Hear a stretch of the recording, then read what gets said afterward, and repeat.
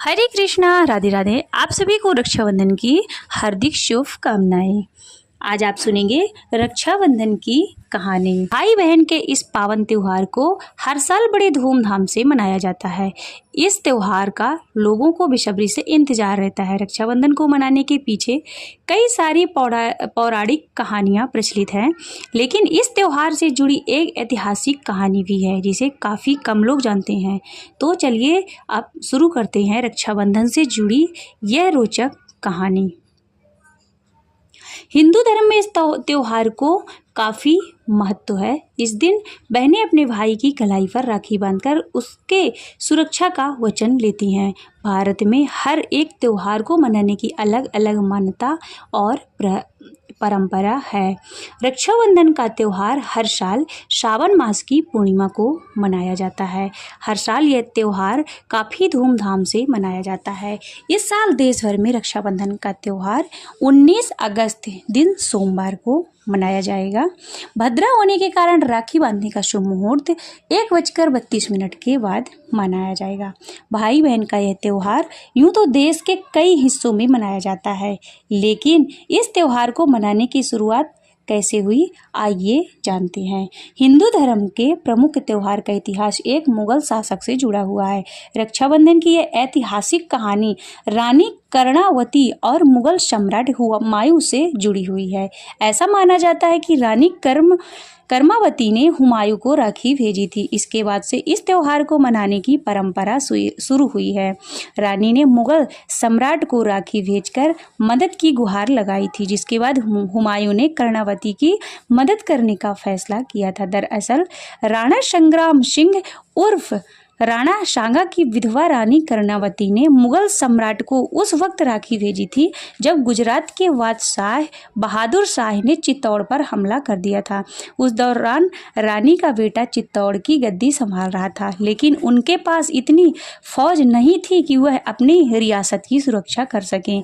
ऐसे में तो मदद की उम्मीद से कर्णावती ने हुमायूं को राखी भेजी, जिसे सम्राट ने कबूल कर उनकी मदद की थी। रानी कर्णावती की मदद करने के लिए हुमायूं अपनी विशाल सेना के साथ चित्तौड़ के लिए निकल पड़े, लेकिन लंबा रास्ता होने की वजह से जब तक वह चित्तौड़ पहुंचे तब तक रानी कर्णावती जौहर आग में कूदकर जान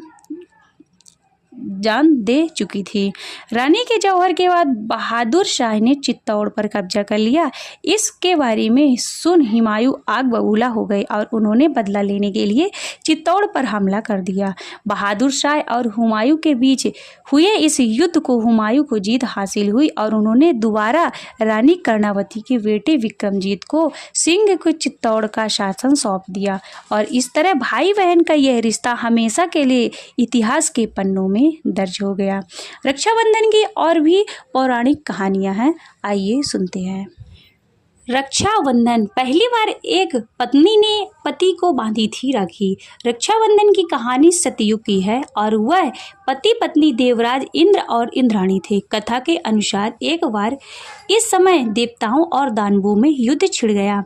इस युद्ध में देवता हार रहे थे। देवराज इंद्र को इस मुश्किल घड़ी से निकलने का रास्ता नहीं सूझ रहा था। आखिरकार 12 वर्ष तक चलते युद्ध में देवता असुर से युद्ध हार गए और देवताओं के राजा इंद्र की पराजय के बाद स्वर्ग का अधिकार कर लिया।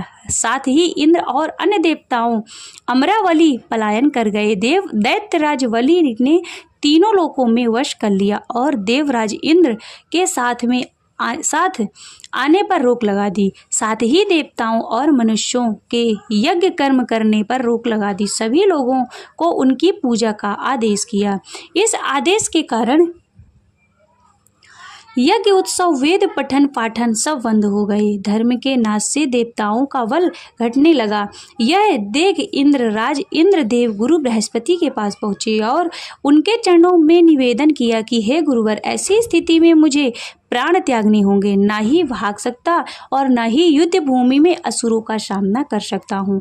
कुछ उपाय बताइए। इस पर गुरु बृहस्पति ने उन्हें रक्षा विधान करने की सलाह दी। श्रावण पूर्णिमा के दिन प्रातःकाल योनवद्धो बलि राजा दानवेंद्रो महाबलाः तेन त्वभिध्वा नाम में रक्षे माचल मान चला मंत्र के साथ रक्षा विधान संपन्न किया गया और इंद्राणी ने श्रावण पूर्णिमा के अवसर पर विप्रों से स्वास्तिवाचक कराकर रक्षा सूत्र का तंतु लिया और अभिमंत्रित तंतु इंद्र की दाई कलाई में बांधा। साथ ही संग्राम में इंद्र के सुरक्षित रहने और विजयी होने की प्रार्थना की और फिर से इंद्र को युद्ध भूमि में भेजा। इसके बाद हुए देवासुर संग्राम में रक्षाबंधन विधान के प्रभाव से दानव भाग खड़े हुए और देवताओं की विजय हुई।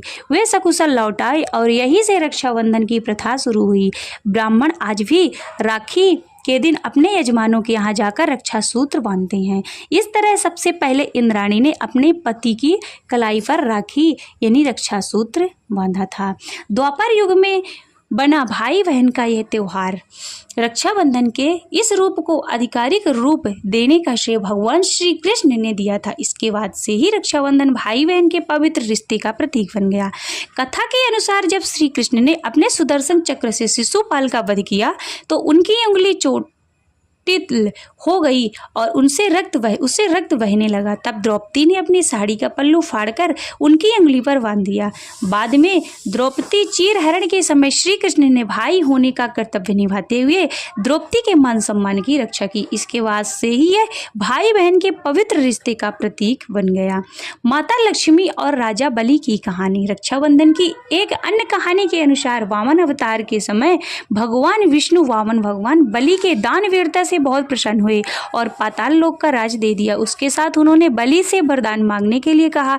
इस पर बलि ने उन्हें अपने साथ पाताल लोक में रहने के लिए प्रार्थना की। इसके बाद माता लक्ष्मी पाताल लोक गई और बलि को रक्षा सूत्र बांधा और भाई बना लिया।